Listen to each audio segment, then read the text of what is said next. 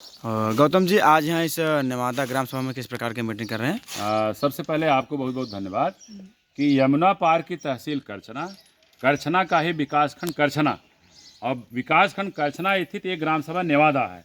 नेवादा में विशेष करके यहाँ पे सर्व समाज के लोग यहाँ एकत्रित हैं। अनुसूचित जाति की विशेष यहाँ हमारे ओबीसी समाज के एक गुप्ता बिरादरी भी यहाँ पे हैं, विशेष कर भूमिहीन है। हमने कहा ना ये संगठन जो है विशेष करके भूमिहीनों के लिए काम करता है। तो आपका धन्यवाद करते हुए आज बहुजन नायक मानवर कांशीराम की जो है 18वीं पुण्यतिथि है। अभी हम सभी महिला पुरुष मिल करके यहाँ पे मानवर साहब का जो है पुण्यतिथि भी हम लोग जो है सेलिब्रेट किए हैं, बुद्ध वंदना किए हैं, पंचशील का पाठ किए हैं।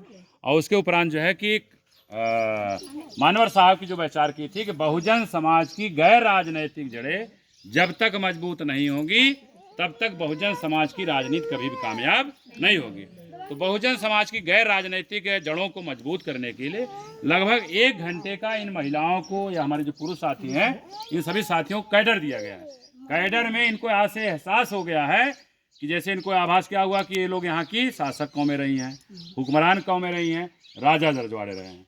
अब उस व्यवस्था को जैसे मान हमारे बीच में 3-4 छोटी छोटी बच्चियाँ हैं, ये अच्छी तरह समझ गई हैं कि इस भारत भूमि पर अगर बहुजन समाज में विशेष करके अनुसूचित जात अनुसूचित जनजाति का अगर कोई भी विकास हो पाया है तो बाबा साहेब के संविधान की बदौलत हो पाया है।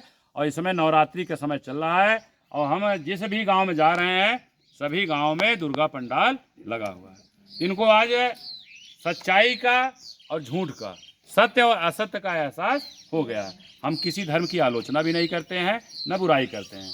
हर व्यक्ति स्वतंत्र भारत का स्वतंत्र नागरिक है, जिसको जिस धर्म को इख्तियार करना है, जिन देवी देवताओं की पूजा करना है, किस में विश्वास करना, किस में विश्वास नहीं करता है, ये भारतीय संविधान की देन है, उसमें दिया गया है।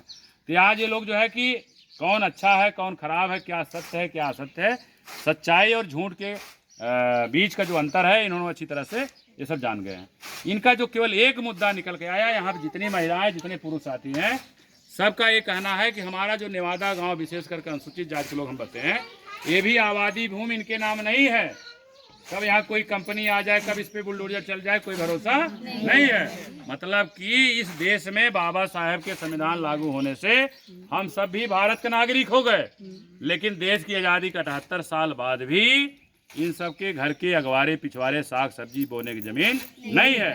इनका 1 साल का 2 साल का 3 साल का अगर लड़का गुजर जाए, जिसको कहते हैं अगर मर जाए, इनके पास इतनी ज़मीन नहीं है कि ले जाके कहीं अपनी ज़मीन में खोद के गाड़ सके, ले जाके 12 किनारे नहरा किनारे नरखोई किनारे दफनाने का काम करते हैं। हम देश के प्रधानमंत्री, उत्तर प्रदेश के मुख्यमंत्री से निवेदन करना चाहेंगे, आग्रह करना चाहेंगे कि 2027 में आने वाला चुनाव है, ये बहुजन समाज के लोग आपको तिवारा मुख्यमंत्री देखना चाहते हैं और तिवारा मुख्यमंत्री बनाएंगे भी, लेकिन आपके साथ एक शर्त है, एक आपको वादा करना पड़ेगा। इस समय खेतों में धान की फसल लगाई गई है, धान की फसल अभी 1 महीने के अंदर कटनी शुरू हो जाएगी। जैसे धान की फसल कट जाए तो जिनके जिनके पास घर बनाने के लिए ज़मीन नहीं है, ऐसे हर गांव में कम से कम 50 ज़्यादा ज़्यादा 100 बीघा बंजर परती ऊसर सीलिंग भूदान तमाम ज़मीनें यहाँ करछना में है, तो उसको खाली कराकर जिनके पास घर बनाने की ज़मीन नहीं है उसको आवासीय पट्टा, जिनके पास खेती बाड़ी नहीं है उनको जो है खेती बाड़ी का पट्टा करिए। निश्चित है अगर ये आप काम कर देते हैं, ये बहुजन समाज के लोग हैं, इनका दिल जो है बड़ा होता है। निश्चित है अगर इनके साथ अच्छा काम करेंगे तो आने वाले 2027 में आपको तिवारा प्रदेश का मुख्यमंत्री बना सकते हैं। हम ज़्यादा ना कुछ कह करके आपसे पुनः आग्रह निवेदन करना चाहेंगे। करछना, बारा, मेजा, कुरांव ये जनपद इलाहाबाद के 4 तहसीलें ऐसी हैं, आज भी यहाँ के बहुजन समाज में विशेष करके अनुसूचित जात अनुसूचित जनजाति के लोग हाशिए पर हैं।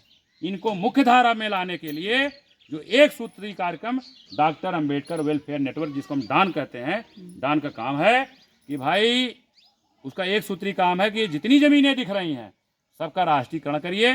निश्चित है जिस दिन ज़मीनों का उद्योगों का राष्ट्रीयकरण हो जाएगा, निश्चित है कि बहुजन समाज आज जो भूमिहीन बना हुआ है, भूमिहीन मजदूर किसान है, उसके पास कुछ न कुछ ज़मीनें आ जाएंगी।